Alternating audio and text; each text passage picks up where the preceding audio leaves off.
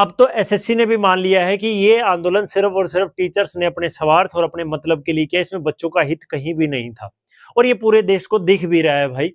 Video को अंत तक देखिएगा, उसके बाद ही कमेंट करिएगा।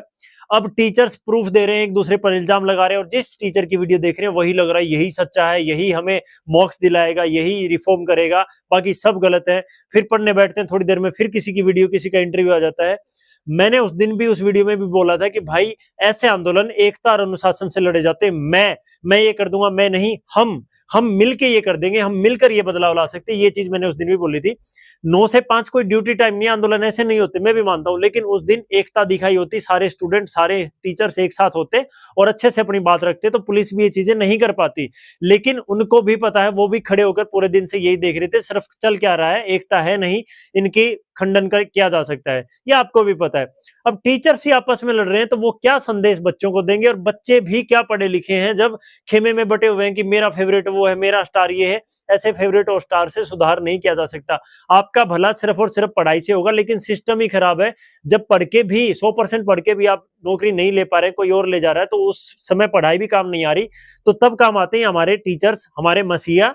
और गुरु बिना ज्ञान अधूरा होता है। तो सबको मिलके अपने निजी मतभेद बुला के, आपका झगड़ा है देखिए बाद में झगड़ लीजिए, कुत्ते बिल्ली वाली लड़ाई मत करिए।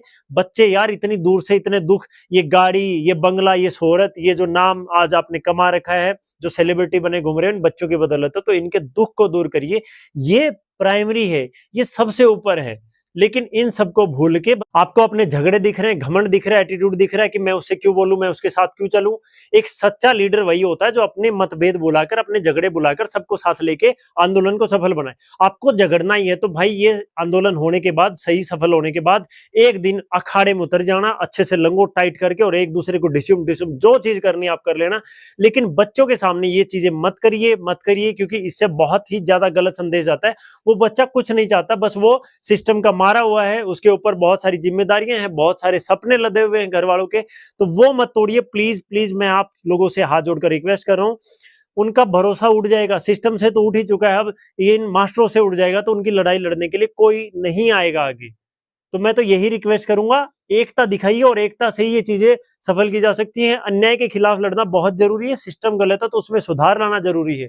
मैं ही नहीं कह रहा आंदोलन नहीं करना, उस दिन भी मैं यही कह रहा था एकता और अनुशासन से होते, लेकिन नहीं, कुछ बच्चों को तो बस मिर्ची लग गई।